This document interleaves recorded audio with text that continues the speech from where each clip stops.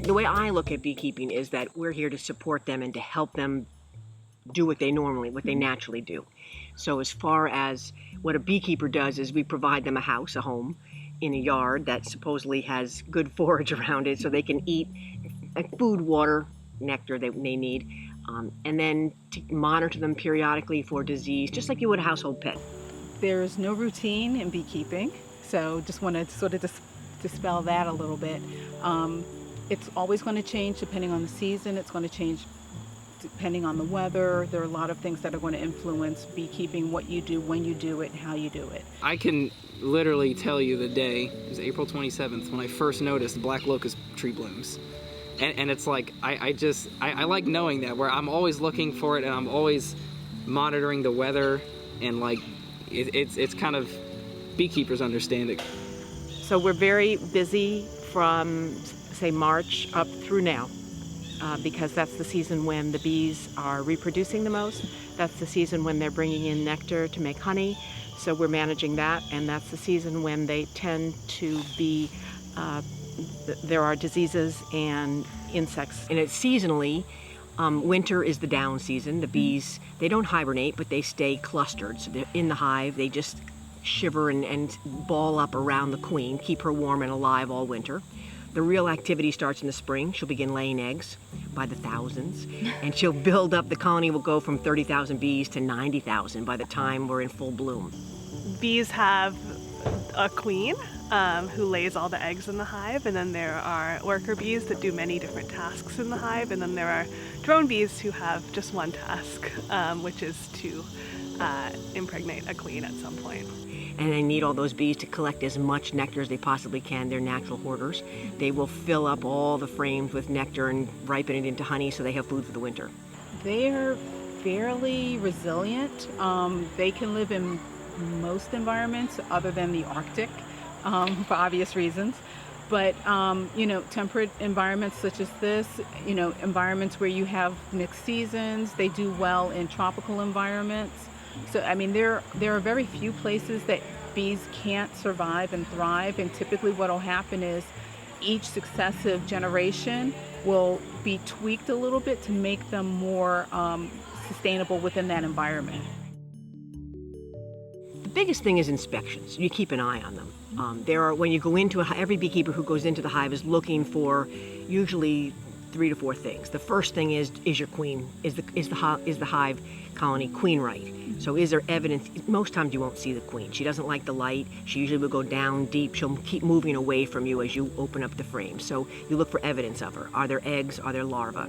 If there are, then you know things are looking good and everybody is happy. You also look for queen cups and queen cells, evidence that the workers may or may not be making a new queen. Beekeepers monitor the hives. They may feed them at certain times of the year, and they also these days have to administer treatment to keep things like mite levels down.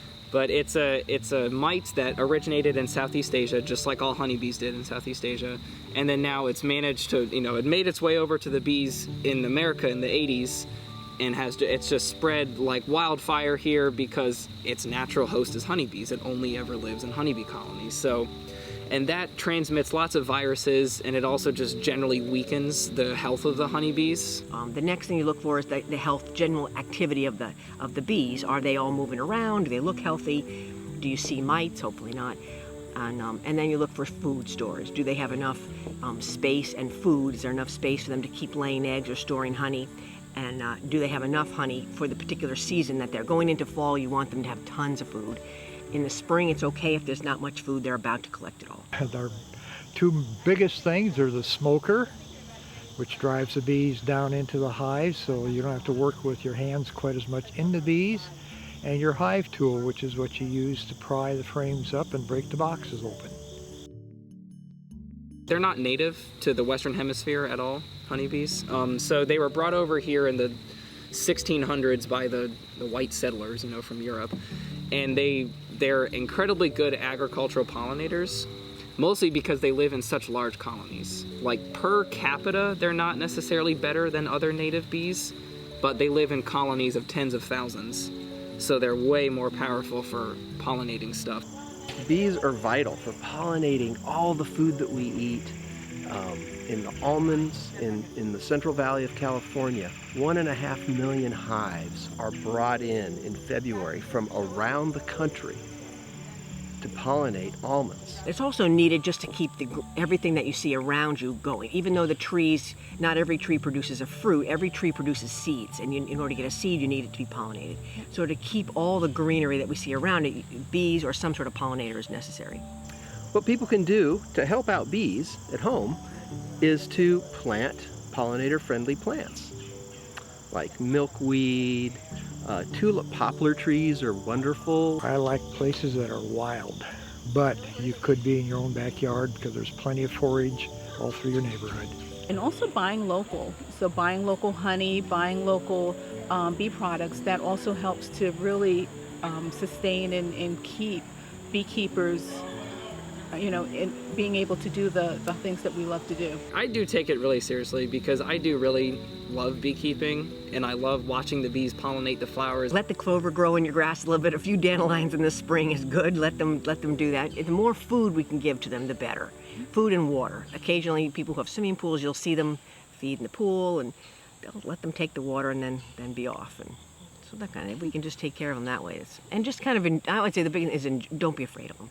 Enjoy them. If you don't bother them, they won't bother you, but you don't always have to get the raid out and kill every flying thing that comes into your yard.